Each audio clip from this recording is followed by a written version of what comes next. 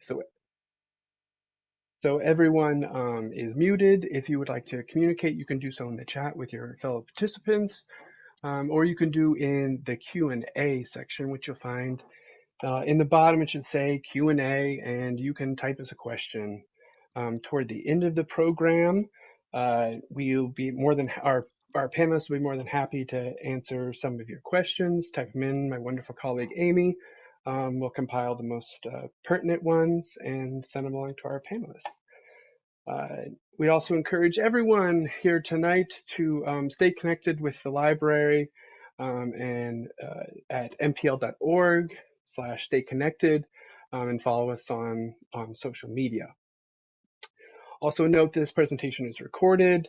It will be available in the coming weeks for you to rewatch and pass on to others.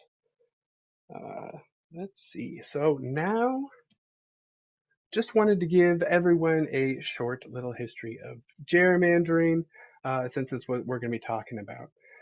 The word gerrymander, according to Richard Lederer, the first American word was the first American word born in a cartoon. The man who inspired it, Eldridge Gerry, that you can see on the slide there, was born in 1744 in Marblehead, Massachusetts. He was the third of 12 children born to Elizabeth Greenleaf Gerry and her husband Thomas, successful codfish merchant. A lot happened in the time between his birth and the creation of the word we're going to be discussing over the next hour, and you're going to hear a lot over the next year or so. When Gerry died in 1814, he was serving as vice president to James Madison, but it was what he did in the 2 years prior as governor of Massachusetts in 1812 that inspired Gilbert Stuart to draw the political cartoon that spawned the word. He signed a law establishing new voting districts in the state, districts that favored his own party, naturally. This map of his own district was so, to use the technical term, off the chain, that Stuart added wings, eyes, and fangs. He called it a monstrous salamander. His editor observed that it was actually a C, and voila, the word meaning to fairly divide for political gain was born. Not to diss Eldridge, he also did some great things. He signed the Declaration of Independence, and as any librarian can appreciate, he was an early proponent of the Library of Congress, so not all bad, of course. So without further ado, let me introduce my two wonderful panelists tonight that are going to teach us a lot about this thing we call gerrymandering and what we can do. First up is Ben Rangel. He's a Racine native and graduate of Marquette University. He represents the 4th Congressional District on the People's Maps Commission, and he serves as managing editor of Bridge the City, a local podcast whose mission is to bridge together people, resources, and ideas that inspire Milwaukee to action. And if that wasn't enough, we could give big praise for Ben, because Ben is also a high school government teacher at Christos Rey Jesuit High School in Milwaukee. So welcome, Ben. Thank you. Also, we have Dr. Matt Petering, a Milwaukee native, and currently associate professor at the College of Engineering and Applied Science at our very own UWM. He's also the inventor of District's game systems, which we're going to be talking about a little bit later tonight. He received a PhD in Industrial and Operations Engineering from the University of Michigan and a Bachelor's in Mathematics from Washington University in St. Louis. While his research is mainly focused in logistics and supply chain management, sorry if I get any of this wrong, it's way over my head. While his research is mainly focused on logistics and supply chain management and mathematical modeling, he has also invented the board game and puzzle book and computer algorithm that focuses on America's gerrymandering problem. So without further ado, I want to pass it over to Ben and Matt, and they're going to tell us a little bit more about themselves if they'd like to, and more importantly, why this subject is so important to them. I can start, Matt, just because I think you're going to take over the bulk of what comes next. So thank you, Greg, and thank you to the Milwaukee Public Library, to the League of Women Voters, and Professor Petering for just having this space available to me. As Greg had mentioned, I am here as a lover of democracy and of governance, good governance more specifically. I went to school before Marquette, actually UW-Madison, undergrad political science there. Loved politics so much, I went back and got my master's. And today I'm serving as a volunteer commissioner on the People's Maps Commission. And so I'll speak a little bit more about that role and how all of you, the people in attendance here, can support the People's Maps Commission in ensuring fair, nonpartisan maps. But before I get into that, I'll let Matt say a little bit more about himself and kind of take over the presentation from here. Thank you though, Greg. Okay, thank you, Ben. Thanks again to Milwaukee Public Library and League of Women Voters for sponsoring this event. I'm delighted to be here. Yes, as Greg mentioned, I'm a professor in engineering at UWM. And one thing that makes me particularly interested in gerrymandering is I kind of see it as an issue of efficiency. Are the elected representatives kind of an efficient representation of the voters? A lot of what I have done previously as an industrial engineer is to try to improve the efficiency or productivity of industrial systems like factories and warehouses and transportation systems. And I have a pretty keen eye when I see something and it looks pretty inefficient. I'm thinking, how can that be made more efficient? And then more recently, I was looking at our political situation, and not just in Wisconsin, but in many states, and it appears to be somewhat inefficient. And so that's kind of what has driven me into this issue of coming from the point of view of an engineer. So I'm delighted to talk to you today, give you an introduction about what is gerrymandering and can it be avoided? Here's a brief outline of what I'm going to talk about for about 15 minutes. What is redistricting? What is gerrymandering? We're going to go over a few gerrymandering examples, a basic, intermediate, and real-world example. Is gerrymandering a major problem? And if time allowing, a computer algorithm I've devised for automatically making district maps. Election districts are a fundamental aspect of U.S. democracy. These are redrawn every 10 years based on the latest census data. We draw three types of districts: U.S. congressional districts, state Senate districts, and state House districts, in a process called redistricting. The purpose of redistricting is to equalize district populations to compensate for population movements so that each state's members of the U.S. House of Representatives, each state senator, and each state representative represents an equal number of people. Now, however, redistricting also does largely determine the composition of our state legislatures and the U.S. House of Representatives. Once those lines are drawn, that largely kind of determines how many people from each party will be represented in these bodies. Here's a map. Here's some maps showing the recent congressional districts in Wisconsin going back to the 1970s.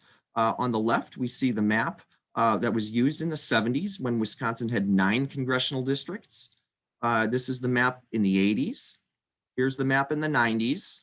And at the end of the 90s, in the 2000 census, Wisconsin's population hadn't grown as much as other states. And so Wisconsin lost a congressional district and moved down to having only 8 congressional districts starting in shortly after 2000 until 2011.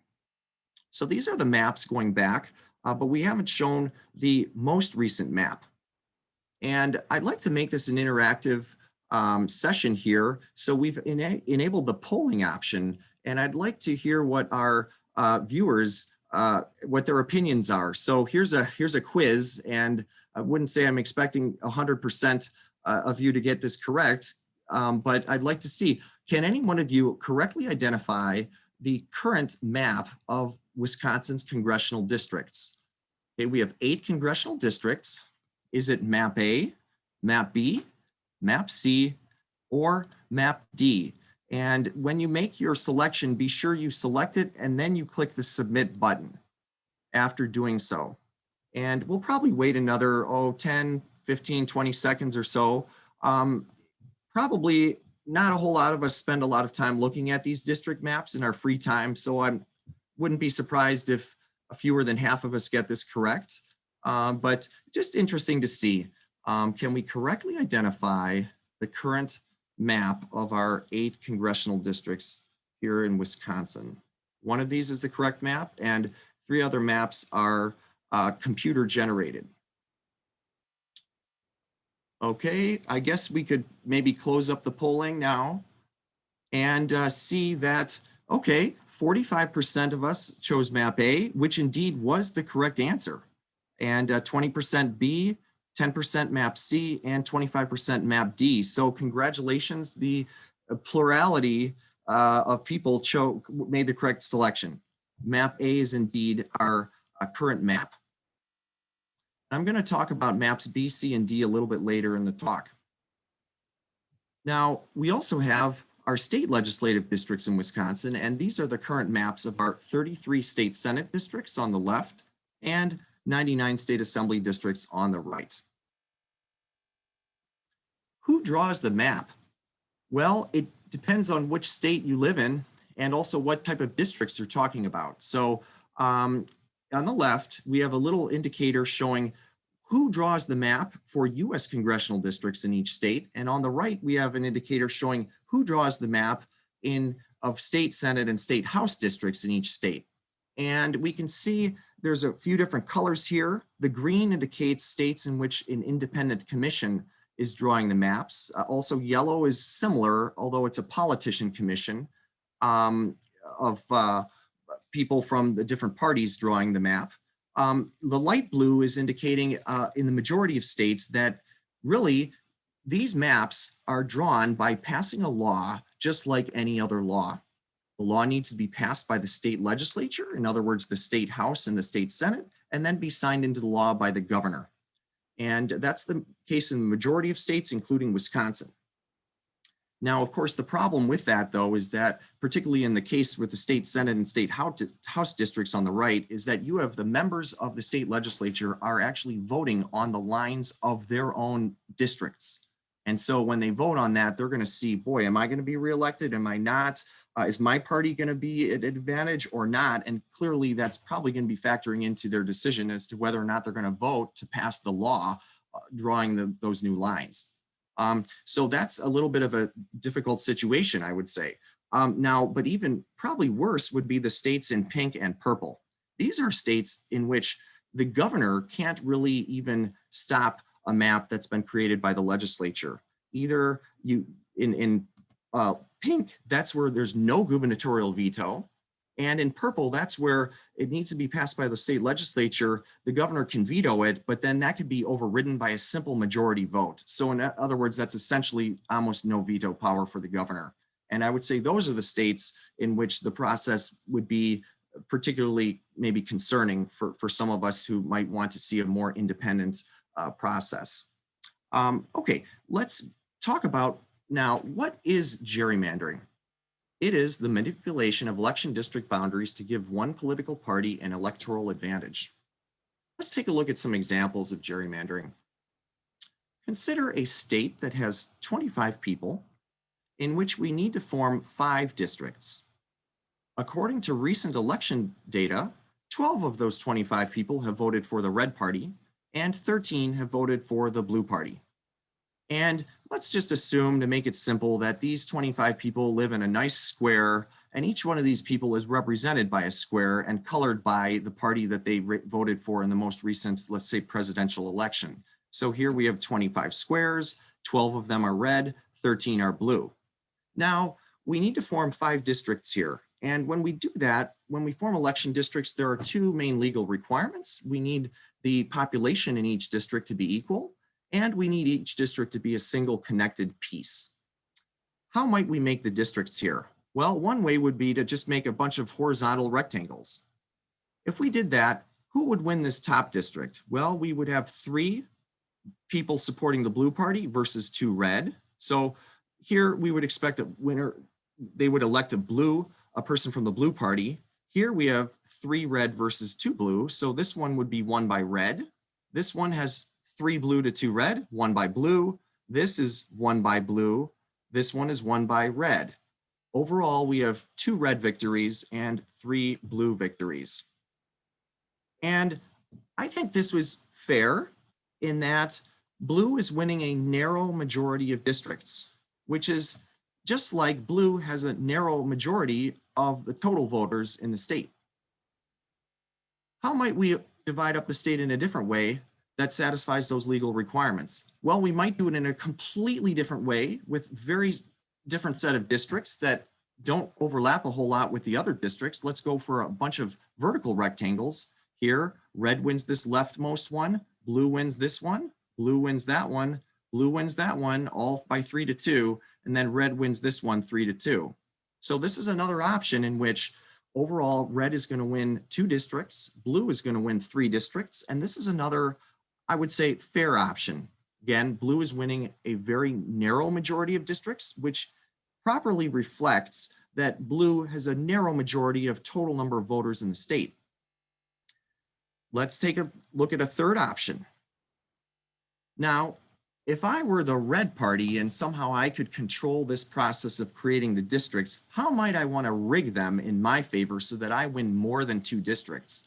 Well, what I could do is to try to pack the voting power of the blue party into as few districts as possible. For example, how about we start off by making this one district, okay, where blue wins overwhelmingly, okay, but now that's used up 5 of the blue supporters and none of the red supporters. So if we look at who's remaining, it's a 12-8 advantage for red now in what's remaining, and red can stretch that advantage across all of the rest of the districts to win all of them. For example, this district on the very right here has 3 red versus 2 blue. Here's another district, 3 red versus 2 blue, 3 red versus 2 blue, and 3 red versus 2 blue. In fact, in this option, red is winning 4 districts, blue is only winning 1. This option, I would say, is not fair because it is the proportion of districts won by red is 80% of the districts, but red doesn't even have a majority of the voters in the state as a whole. And so this third option would be an example of gerrymandering again, which is the manipulation of election district boundaries to give one political party an electoral advantage. Let's look at another example of gerrymandering, a little more complicated example, which comes from the District's Puzzle book, which is a book I published last year exploring the issues of gerrymandering and redistricting.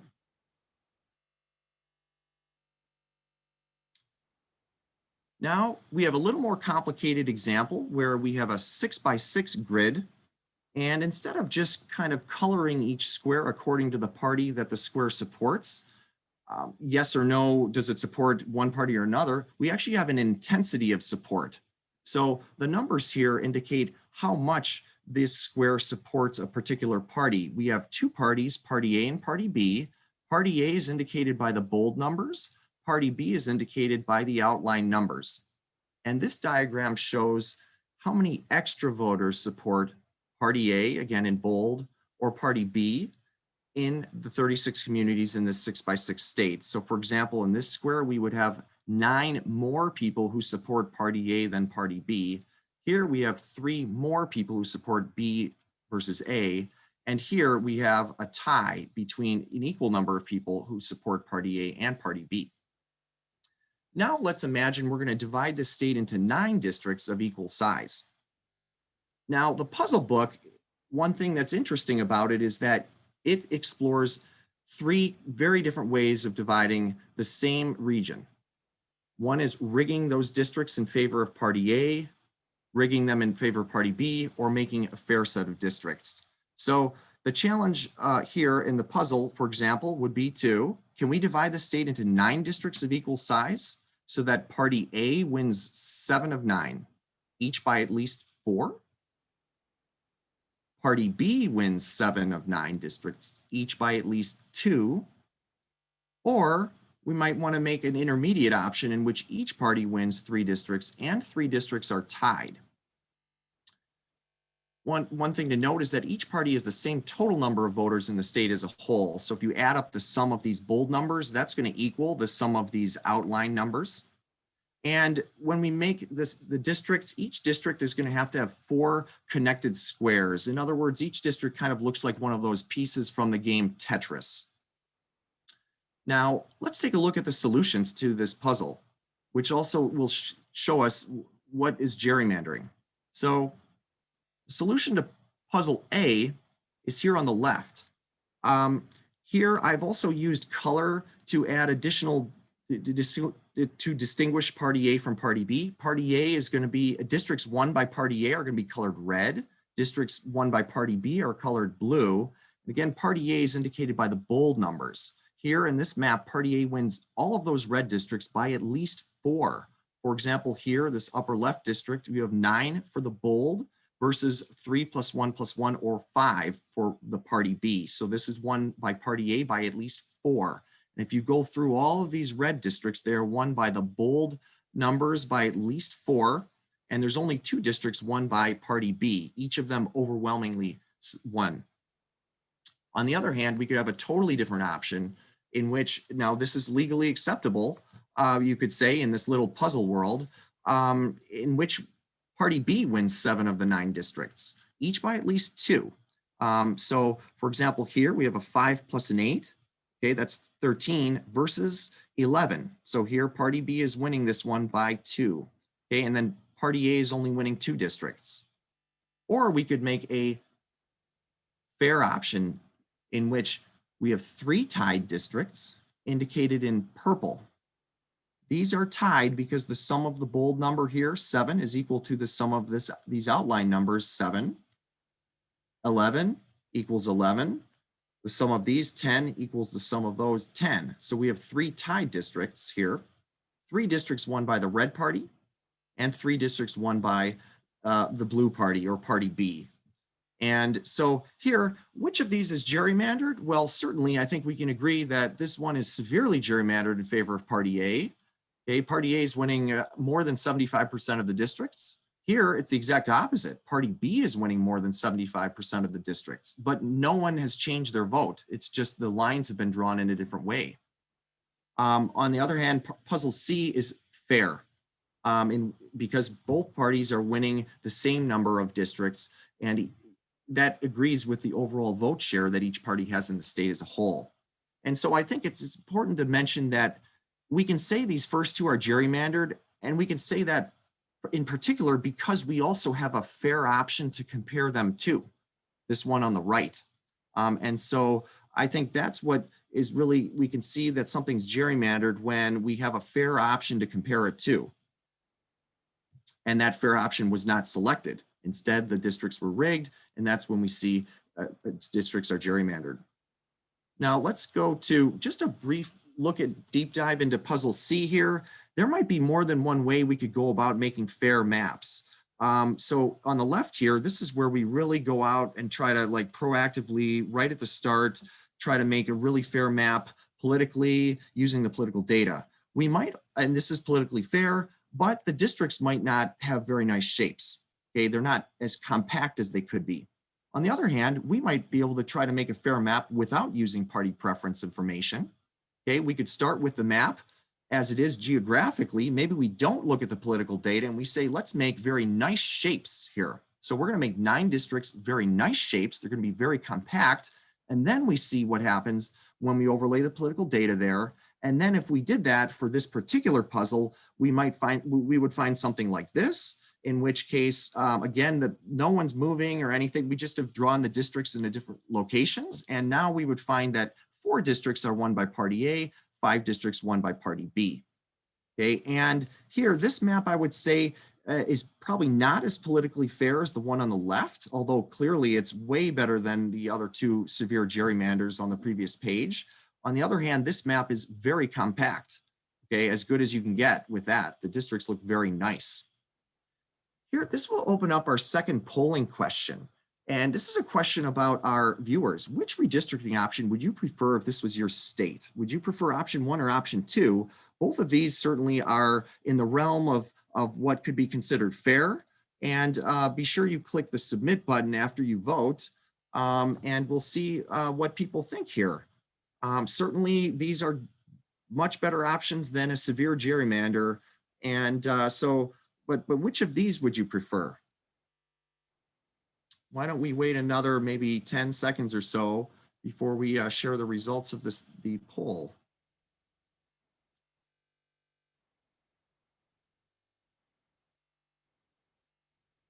Okay, 3, 2, 1.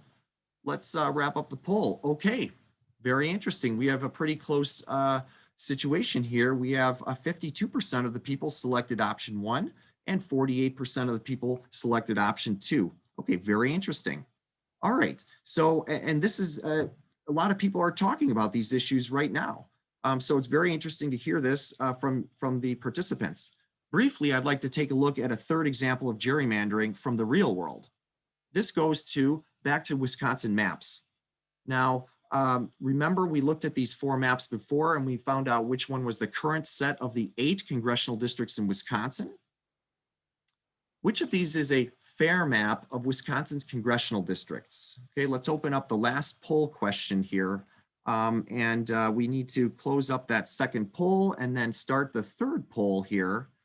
And to be honest, I think this is going to be a really difficult one for you to answer because you haven't seen any of like the political data. This is way more complicated than a little puzzle. And so it's really not clear that you're going to be able to identify a fair map of Wisconsin congressional districts just by like looking at this map. This is a very complicated situation where Wisconsin, the whole map consists of, for example, 7,000 voting wards, and within each of those 7,000, you're going to have some numbers for how many people supported, let's say, the Republican or Democratic candidate in a recent election. And then once you aggregate all those within a district, you could find out who's expected to win that district. But you don't see that political data right now. You're kind of just looking at the shapes of the districts to see what you think might be fair. So why don't we close up this poll in a few seconds here, maybe 5, 4, 3, 2, 1. Okay, and let's see the results. Okay, well, it looks like 35% of the people selected C, 35% D, 25 B, and only 5% selected A, which is the current map. Interesting results. Now, interestingly, though, to be honest, the answer is B. These are created by my computer algorithm. I particularly made it to generate fair maps for B. A and C are gerrymandered in favor of Republicans. D is gerrymandered in favor of the Democrats. And briefly, why is the current map maybe not fair? Well, this is the current map. We're taking a detailed look at these maps, and then we're almost wrapped up here looking at what is gerrymandering. But this map, I think, is gerrymandered. Why? Because 5 of 8 districts are currently controlled by the Republicans, and the Republicans controlled that many districts for the last several elections. But Wisconsin is a 50-50 state. And so in a 50-50 state, we would expect maybe something a little more fair in which 4 districts are expected to be won by each party. And that is the case with map B. So that would be a fair map. Now that we have a fair map, we now know what we can hope for in making a map. Then we can go back and look at the current map and say, yes, this is gerrymandered in favor of Republicans because it doesn't achieve the 4-4 split that could be created. Now, these are a few examples of maps, but maps C and D are even more heavily gerrymandered. Okay, map C is actually a map that's computer generated in which 6 districts are won by Republicans. Okay, that's severely gerrymandered in favor of Republicans. And this one, map D, is one in which 5 of 8 districts are expected to be won by Democrats. This is gerrymandered in favor of the Democrats. So here are just multiple examples of maps that could be gerrymandered in favor of either party. But the lesson here is one of caution here. We cannot just judge a map based upon how it looks. All of these maps I've shown on these last couple slides here, okay, look pretty good to the eye, okay? They look pretty decent, but some of them really give certain parties an advantage. And so we can't always judge a map by the way it looks. Even a map with perfect looking districts might be rigged. Thanks, Matt. I think we all have a way better understanding of how it works, and that's a good segue into our next part with Ben. He's going to tell us how complicated this process is, and maybe some things that we can do to overcome this crazy map process. Yeah. Thank you, Greg. Thank you, Matt. Matt, that's a wonderful presentation. I appreciate it so much because as a volunteer commissioner, as a normal everyday school teacher, right, I was interested in redistricting and gerrymandering, and I wanted to support in some way. But when I got into this commission, I have no experience. I'm not a mathematician. I have no experience with GIS software or anything like that. And actually, none of the commissioner members do. We are everyday people from the state of Wisconsin. And so we are now currently in the process of getting trained through experts on the map drawing process in some capacity. And it's complicated. And you outlined very well how complicated it could be, how many different things to keep in mind. And so hopefully I can pick up where you're kind of sort of left off and share with our guests one way that they can contribute and a little bit more about the commission itself. So I really appreciate that. And as a teacher, I have to teach the lesson on gerrymandering, and I sort of taken notes here about how you really clearly and eloquently describe the problem. So appreciate that. All right. So here we go. I think you should be able to see my screen. It says presentation outline. Greg, can you see that okay? Yep, okay. Sure can. And so I'm just going to introduce really briefly the People's Maps Commission, our commission's criteria, which includes some of the things that Matt has talked about. And then actually, I hope the bulk of the time, although I know we went a little bit over there, which is fine, I can show off a way for all of you to support the commission in our process. So the People's Maps Commission was started through an executive sort of resolution or order from the Governor Evers, okay? Right in the beginning of Matt's presentation, he showed those different maps of different states in their redistricting process. Wisconsin was one of those, I don't know if you noticed, where the legislature and the governor sort of have to agree on a map. And so our commission is not a commission created through the legislature. It's created through an executive order of the governor. So our commission doesn't have it's not an independent commission formulated by the legislature. When we come up with maps, we would love for our maps to be used, but it's not legally required for the state to use our maps. So I'm just throwing that out there right away. So we can talk a little bit later about what that means, like why are we doing this to begin with? But I hope me explaining a little bit about the process will answer that question. So the first thing I want to bring up is that our commission is completely grassroots. There's no politicians, there's no lobbyists, there's no interest group leaders on our commission. We are everyday people from Wisconsin. There's at least one representative from each of the congressional districts. And after about 6 months of going district to district, having virtual hearings, hearing from hundreds of Wisconsinites across the country or across the state, hearing from experts from across the country, we sat down as a commission and we identified four primary criteria, 4 groups of criteria that you can see on your screen now. And 2 of those I want to just talk briefly about, the communities of interest criteria and the partisan fairness. I want to talk about partisan fairness just briefly because, as Matt had mentioned, you can draw a map, and some states do this. Actually, I think Iowa, for instance, is not allowed to use partisan data. So you can draw a map that does not use partisan data at all. And our commission had to make the really tough decision, the decision that was asked in that polling question, actually, that Matt, you'd asked, between map A or map B. And you could see it was split amongst the groups. This group here, everyone in attendance who voted was split 48-52 or something it was. And so we have decided to use partisan fairness. And that is somewhat controversial. We have had community members reach out to us and say, hey, why weren't you just completely blind when it comes to the partisan nature of the commission? Which is it's a fair question.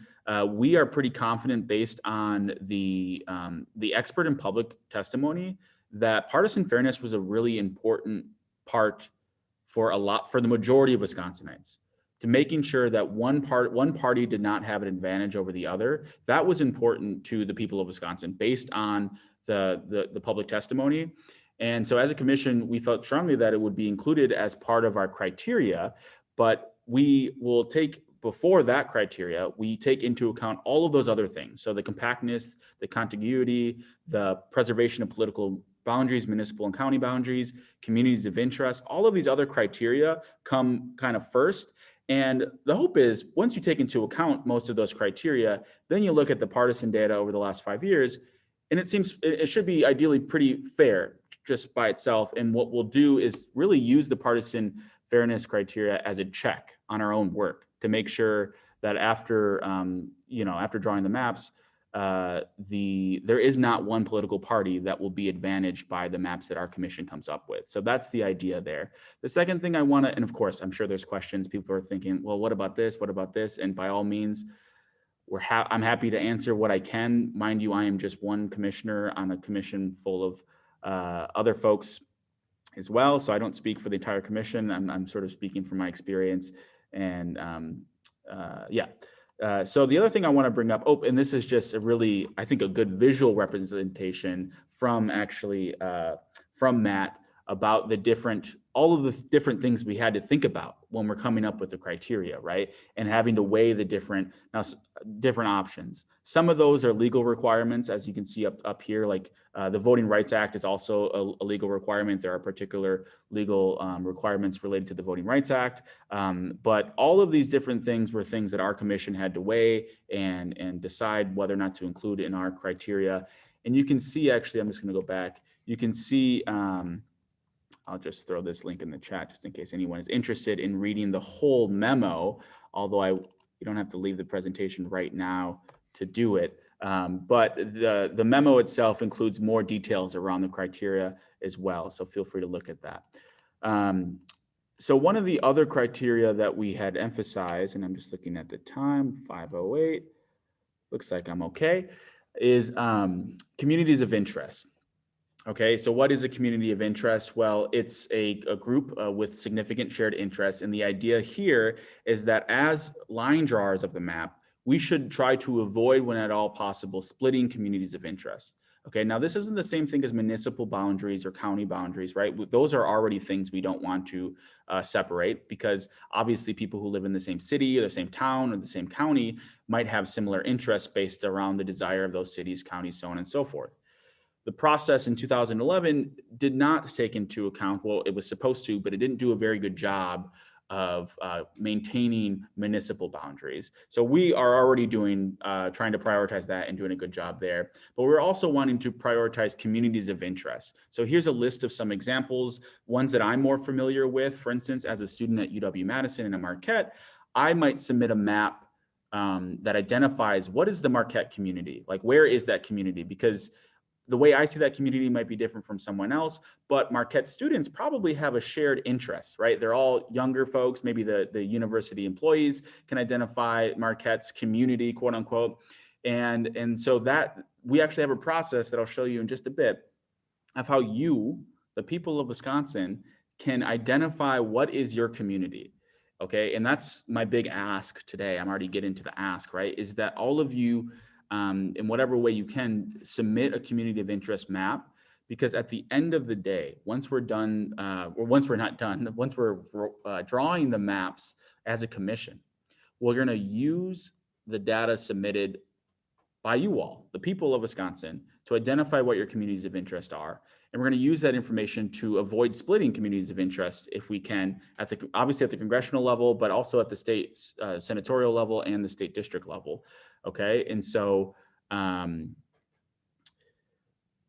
I anticipate many overlapping, conflicting communities of interest? Yeah, actually, the way it's been described to me by the mathematician from Tufts University, Moon Duchin, her name is, she is the expert sort of supporting us in this process. She had told the commission that we're going to receive a heat map of all of the communities of interest submitted.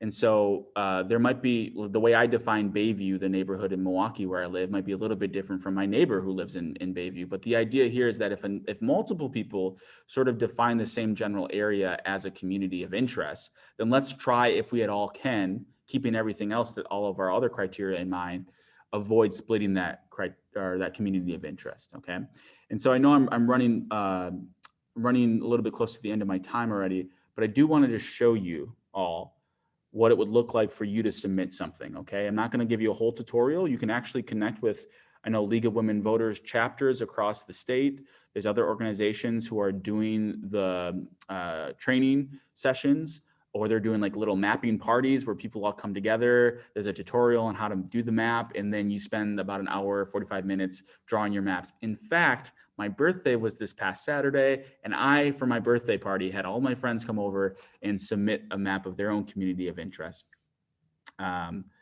Thanks, Greg. Appreciate that note. So here we go. Where we need your help. On the People's Maps Commission, if you just, on the front page, so this is, if you just Google the People's Maps Commission, it should come up. But on the front page, you should be able to click here where it says submit your map. And again, this isn't supposed to be a full tutorial, but at least to show you a little bit, give you a little bit of snippet. Now you can choose between drawing your map with the 2020 wards, or a even smaller grouping, how the wards are formed, are these block groups. Okay, so whichever, it's kind of it's up to you. It doesn't really matter for our purposes, although you can get a little bit more nitty gritty with the block groups than you can with the wards. Select whichever one you want. I will also point out that you can actually see maps submitted, and you can see some people for their ID put Ben's birthday party as like the group that they're with. You get to identify what group you did the work with, and so you can see some folks labeled that, right? And so you can see the maps that have already been submitted by other people.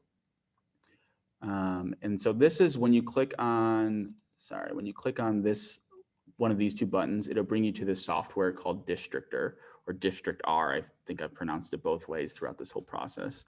Districtor, and it gives you a whole map of Wisconsin, and you're probably thinking, Ben, I'm into democracy, I care about fair maps, but no way am I gonna make a whole map of Wisconsin. I got better things to do. Well, that's okay, because again, we only need a community, okay? We only need a community. And so let's just zoom in. Ooh, my computer's running a little bit slow here. I live in Milwaukee now. I'm from Racine. I went to school in Madison, so I'm actually pretty unfamiliar with the town of Fond du Lac, but that's okay because I'm not going to submit this. I'm just going to use it as an example. Let's say I lived in Fond du Lac, and I wanted to demonstrate what my community of interest is. I would zoom in to the city of Fond du Lac, and right over here, again, this is not a full tutorial. I encourage you to do that. To connect with one of the League of Women Voters chapters or some other chapter that is doing this type of work. You can move around the map with this tool in the top right-hand corner. Right here is the paintbrush.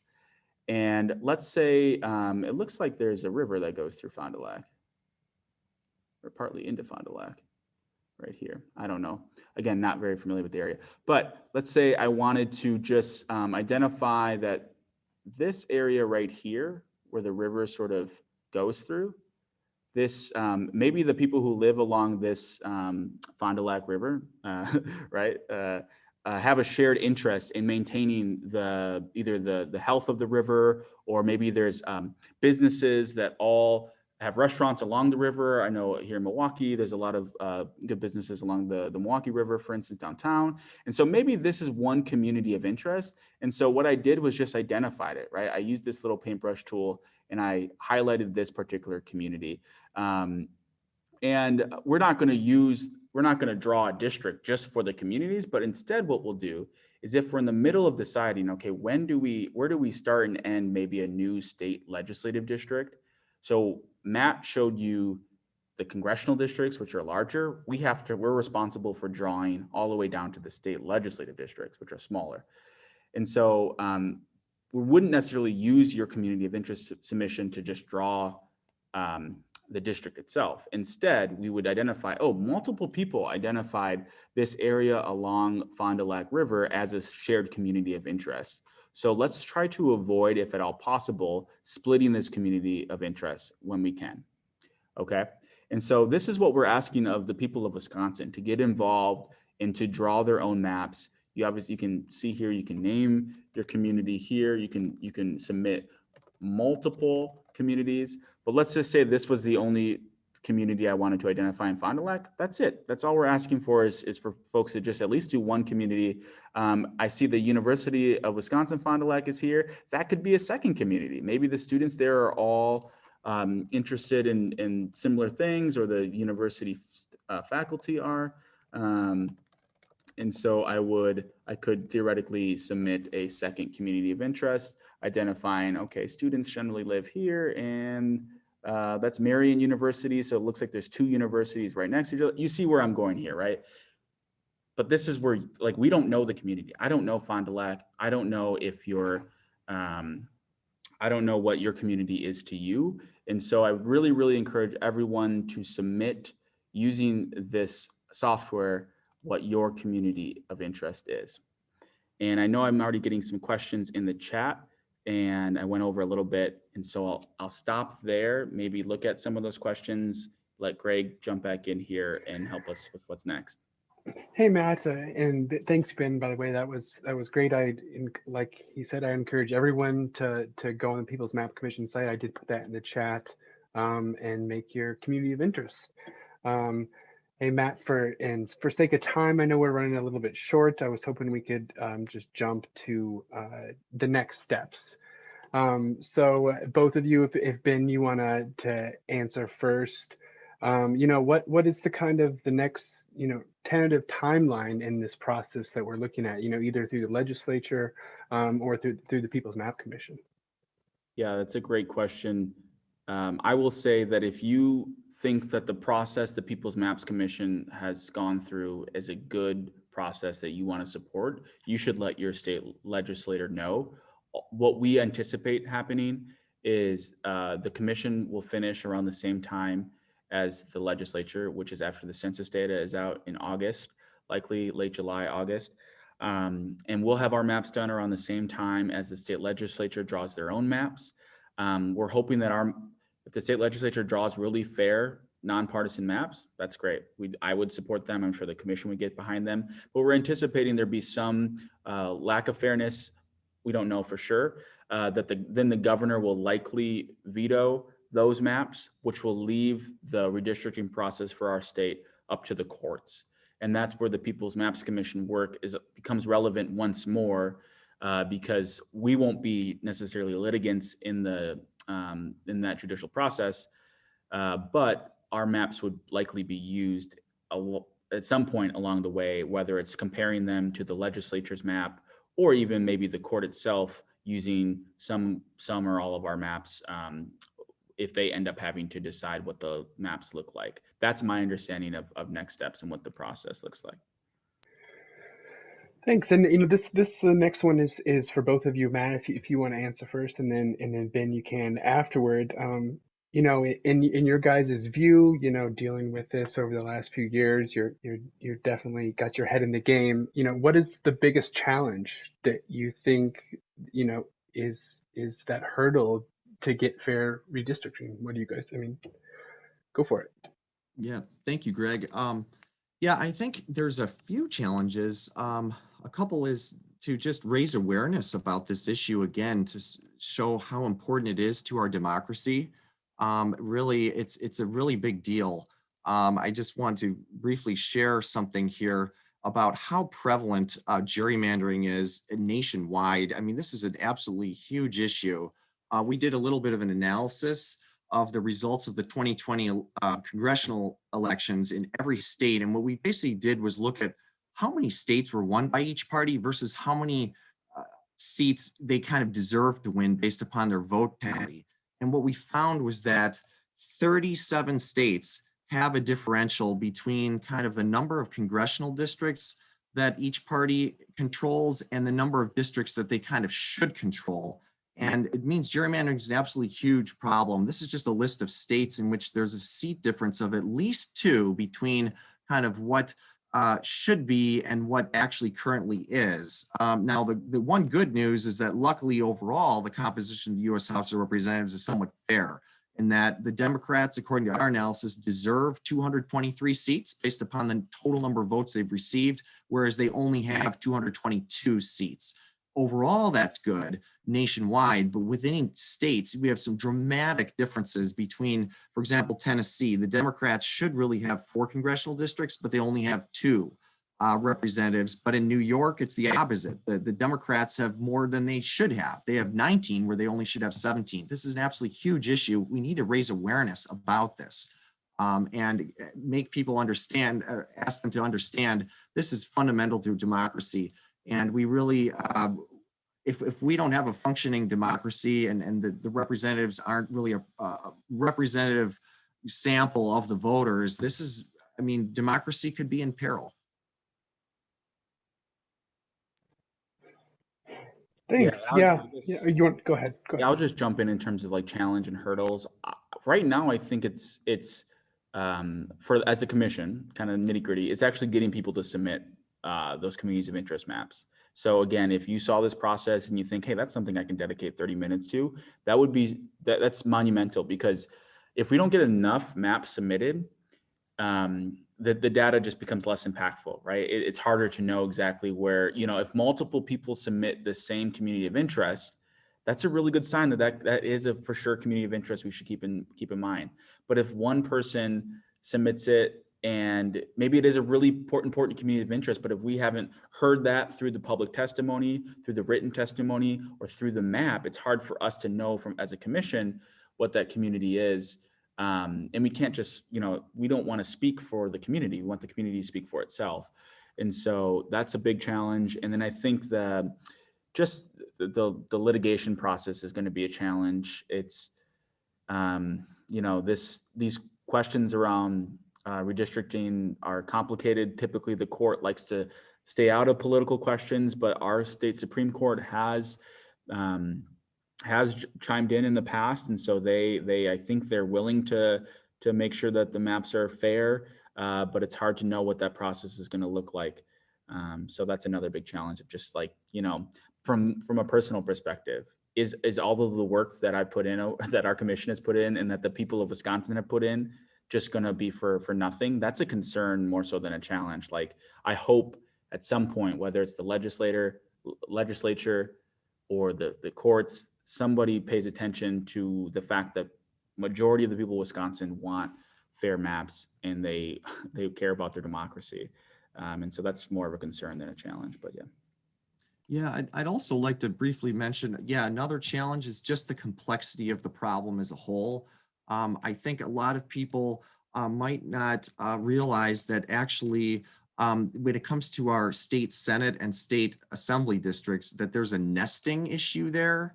So by law, we do need 3 assembly districts nested within each state Senate district. And that's really complicated. So for example, this is just an example of a map one thing I'm going to be doing is I'm going to be submitting a map to the People's Maps Commission. So I'm really excited about that. And I'm going to be submitting something somewhat like this for the 33 state Senate districts and 99 state assembly districts. But it's a really complicated mathematical problem with arithmetic, geometry, shapes that depend on each other. If you change the shape of one district, that affects the shape of its neighboring district. And so it's just really hard to try to get a really nice map that satisfies a ton of different criteria for both, the 33 state Senate districts and the 99 state assembly districts that must be nested in those 33 state Senate districts. For example, this Brown state Senate district, that one is composed of 1, 2, 3 state assembly districts, and that's by law. So these 2 maps are linked, which dramatically increases the complexity from a mathematical standpoint of the redistricting process. So I do think that's another challenge. Thanks. Now we can move on to a few other questions. I don't know if everyone got the answer to this, but this was about submitting maps. I think they're kind of getting at is quantity more important than quality of the maps, or like how does the commission kind of address that people submitting maps? Yeah, and so it's obviously try to do your map well and try your best to identify a particular community of interest. So the quality does matter. But from my understanding, the way it was described to me by our expert supporter, Moon Duchin, who's the mathematician of the group, she's the one who's supporting us, is that the heat map will be easier to read and more effective for us while we're drawing the actual districts if more people, if the quantity is higher.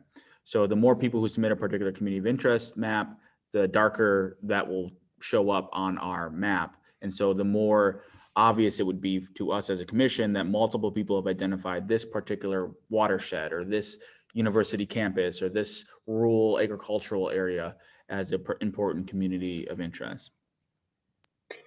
We have another one from John here, talking about the question is, longer term, is there any mechanisms of bypassing the legislator to create an independent redistricting commission? He mentions other states, like I know Iowa does that. Do you know if that's even a remote possibility here in Wisconsin? Well, I'd like to jump in. Certainly, yes. There's legislation now in front of the U.S. Senate called Bill S1. And this is very similar to the bill HR1, which recently passed the U.S. House of Representatives.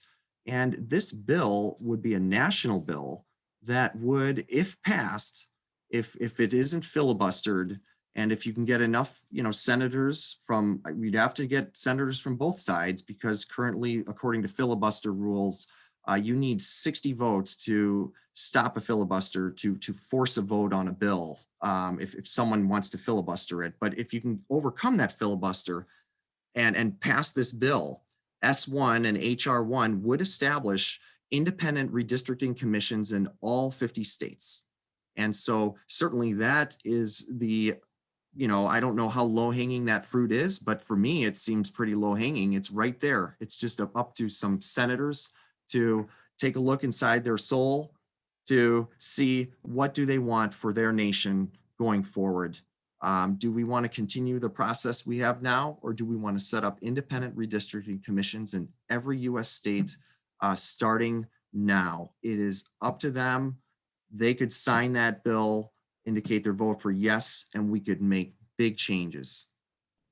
Yeah, and I'll just say too, not really circumventing the state legislature, but there is a state level legislation proposed by Senator Jeff Smith and Representative Deb Andraka here in Wisconsin for independent redistricting process here in our state.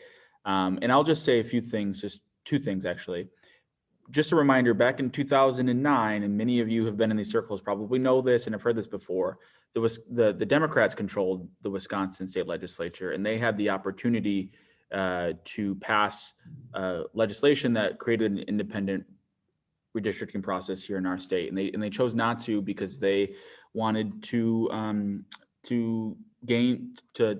benefit from the maps, and they thought they were going to win in 2010, and so we actually had Peter Barca, former state rep, I believe, testify in front of our commission explaining that process. And he said the political will just wasn't there on behalf of Democrats. Fast forward 2011, and of course we have the maps we do now.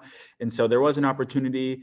And there was a second thing I was going to say. Oh, if this redistricting process does work out in a way where at the state legislative level, things are a little bit more fair, and there happens to be a situation where, Democrats take control of the legislature, I think another big action item, if the legislation at the national level isn't passed, HR1 and the Senate bill on the other side, if that's not passed by then we need a grassroots effort to say, look, Democrats, you were just in the position where you were being pushed out of the democratic process because of gerrymandering, and you have the opportunity to now redeem yourselves from 2009, pass independent, fair redistricting legislation. Like we're demanding it across the state right now. I know the Fair Maps Coalition and so many other great organizations. The League of Women Voters has been doing this stuff for decades, right?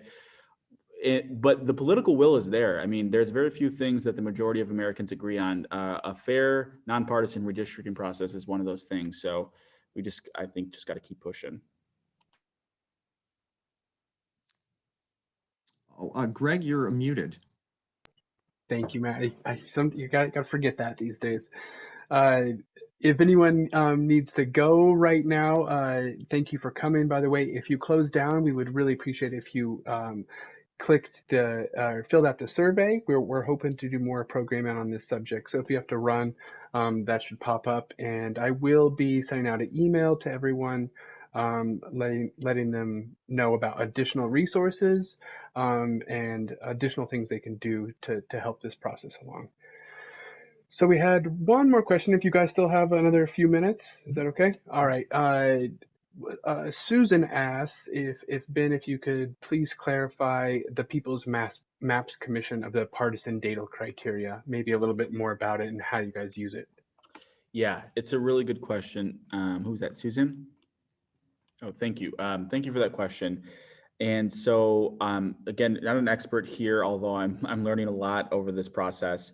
And so you might have seen when you've read or learned a little bit about the redistricting process, there's sometimes something called the efficiency gap that is brought up when describing as Matt, I think you started off talking about efficiency and seeing gerrymandering as a problem with inefficiency. So our commission is actually not using the efficiency gap. So that's been a point of confusion for some residents in the state. Instead, for partisan fairness, we are looking at responsiveness. And we're looking at the last 5 years of political data. And so when I say responsiveness, I wish I would have had a visual prepared for this or something, because it's a little bit hard to articulate. But the idea here is simply, if you take our maps that we come up with, and we're going to have a good number of maps to choose from. We're going to spend a lot of time. That whole process will be transparent. We're thinking probably live streamed, if not having some in-person component, given the timing of things. And so the whole actual drawing process will be super transparent. But what we say by responsiveness is using the last 5 years of political data. And you apply that political data to our maps, if 55% of the state was voted Republican, using the past 5 years of political data, would, on average, when you look at the map and you run the numbers, would 55% of the state legislature be Republican? So same thing. If 65% is Democrat, would 65, using the last 5 years of political data, would 65% of the state legislative districts be Democrat, right? The goal in terms of partisan fairness is that the maps themselves respond or are responsive to the desires of the voters. So that's the way we're using the political data. And there's some mathematical component that actually is a bit above my head, but Professor Duchin from Tufts University, and I think it was one of our last hearings, and all of our hearings, all of our working meetings, they're public online. And so apologize, I don't have it accessible right now, but you can actually go back to one of our most recent hearings. It was the hearing where we brought out, when we introduced the criteria. I really would recommend that if my response right there is not satisfying to you, but that's the way I understand it, the maps are responsive to the political data over the last 5 years. But if that's not good enough for you, please go back to that hearing where Professor Duchin opened up our criteria working meeting, explaining mathematically how our criteria are working, because we really leaned on her to identify how it is fair from a partisan perspective, because that's obviously one of the most important things to us, is that we don't gerrymander in any way, if possible, to help any of the political parties, right? Because we are doing the work to prevent that. And so I'll stop there because I can kind of just keep rambling on. But from my understanding is that our political fairness criteria has to do with the responsiveness of the voters, to make sure that the percentage of voters who support a political party, that percentage of the political party then is in power in the legislature. And at the congressional level, it's a little bit almost easier because there's only 8 districts. And so, as Matt had said, a responsive congressional map should generally most times give 4 Republicans and 4 Democrats in the state of Wisconsin, at least, because it's roughly 50-50. So yeah. In the additional handouts I'm sending to everyone after this, Ben, it does have the Munduchin testimony on there, so everyone should be able to get an easy link to that. That's great, thank you. So unless any of you either had some final thoughts, I think we're good. Yeah. Good. Yeah, I mean, I guess I would just mention that gerrymandering, it's, just besides the idea of a party not getting maybe enough seats that it deserves, here's just a couple other things related to gerrymandering. Often gerrymandering means that incumbents are nearly guaranteed a re-election, which makes the legislature less accountable to voters. We have typically less competitive elections. We might have an increase in voter polarization because it's not the people who are in the middle or change their votes aren't really affecting things if districts are rigged. And transparency to voters can be lost, as well as often taxpayers may shoulder costs to have private firms draw maps for the legislature. And also we as taxpayers may have to pay for the lawyers that are hired by the legislature when they are defending perhaps rigged maps in court. And so these are just some other things I'd just like to close with, that there's just a lot of things tied into the gerrymandering issue that really go to the heart of our democracy. And what do we want for the future? Do we want a rigged democracy or a fair democracy? And hope you all will think about that as you go home after this, or maybe you're already home as you leave the session tonight. Thank you. Well, thank you. But go ahead. I'll just quickly say thank you to the Milwaukee Public Library and the League of Women Voters, Professor Petering, for all you're doing for us communities, and thank you so much for having me. Absolutely. You guys have been great. For anyone that needs some extra help understanding gerrymandering, or as educators, reach out to Matt or look at his website for his games. They're really great for educators, I think, in that way. And go to the Map Commission's website. There's a lot of great stuff on there, and see what you can do to be a part of the process. So. Just a final thought. Thank you both for coming for so much. It's truly enjoyable. Like I said, the survey will be at the end. We'd really like to get the library and the League of Women Voters would like to get this out more. So there should be some questions on there of what would you like for us to present on.